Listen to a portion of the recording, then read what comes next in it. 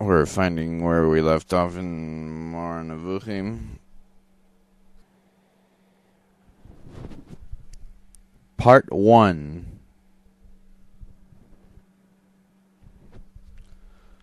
Open ye the gates, that the righteous nation which keepeth the truth may enter in. Isaiah XXVI 2. Chapter 1.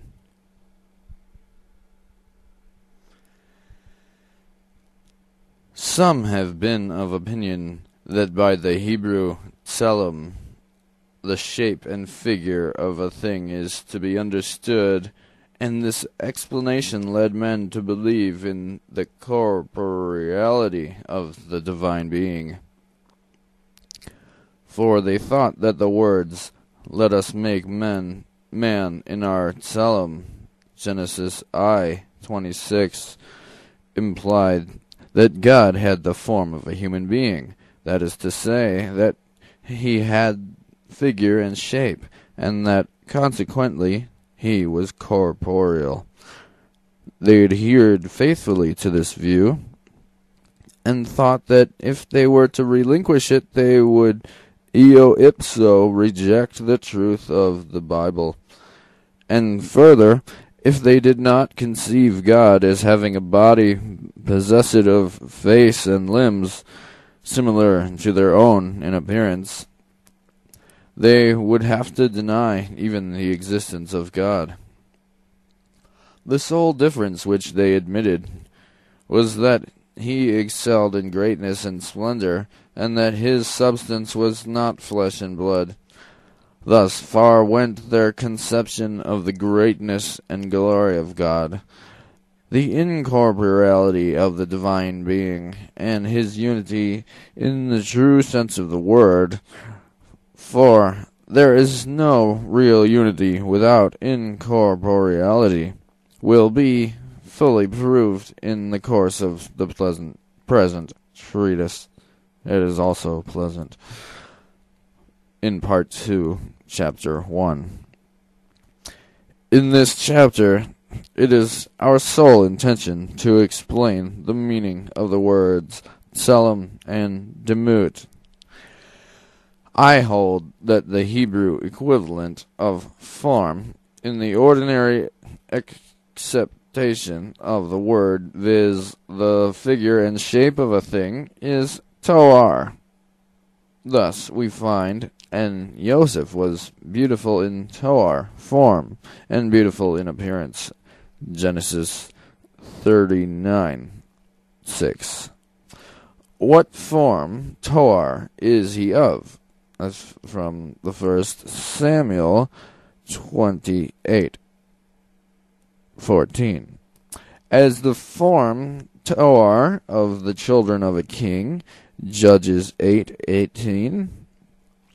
It is also applied to form produced by human labor, as he maketh its form, toar, with a line, and he marketh its form, toar, with the compass. Isaiah XLIV 13. This term is not at all applicable to God. The term tselem, on the other hand, signifies the specific form, viz., that which constitutes the essence of a thing, whereby the thing is what it is, the reality of a thing in so far as it is that particular being. In man, the form is that constituent which gives him human perception. And on account of this intellectual perception, the term tselem is employed in the sentences, "In the tselem of God he created him." Genesis 1:27. It is therefore rightly said, "Thou despisest their tselem," in Psalms LXII 20. The contempt can only concern the soul, the specific form of man, not the properties and shape of his body.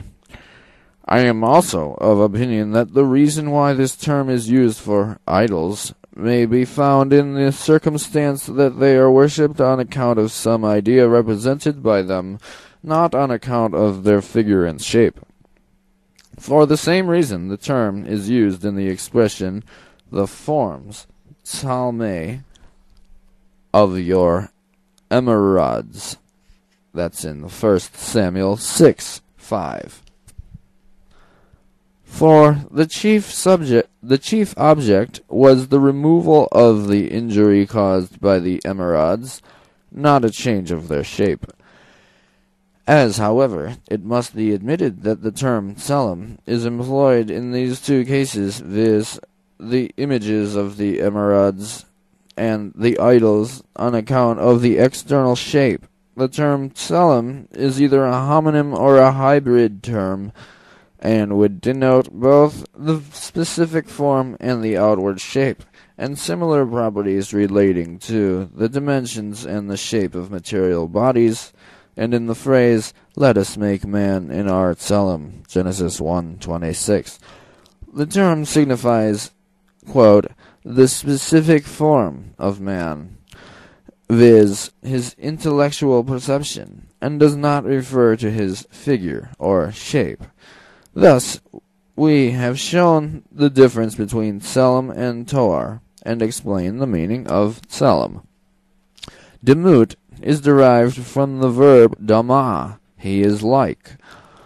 This term likewise denotes agreement with regard to some abstract relation, comp, I am like a pelican of the wilderness. That's Psalms CII 7. The author does not compare himself to the pelican in point of wings and feathers, but in point of sadness. Quote, nor any tree in the garden of God was like unto him in beauty. Ezekiel 31:8. The comparison refers to the idea of beauty. Quote, their poison is like the poison of a serpent. Psalms LVII 5. He is like unto a lion. Psalms 17:12. The resemblance indicated in these passages does not refer to the figure and shape, but to some abstract idea. In the same manner is used the likeness of the throne, Ezekiel 1:26. The comparison is made with regard to greatness and glory, not, as many believe, with regard to its square form, its breadth, or the length of its legs. This explanation applies also to the phrase, the likeness of the chayot, living creatures, Ezekiel 1:13. As man's distinction consists in a property which no other creature on earth possesses, viz., intellectual perception, in the exercise of which he does not employ his senses, nor move his hand or his foot, this perception has been compared, though only apparently, not in truth, to the divine perception, which requires no corporeal organ.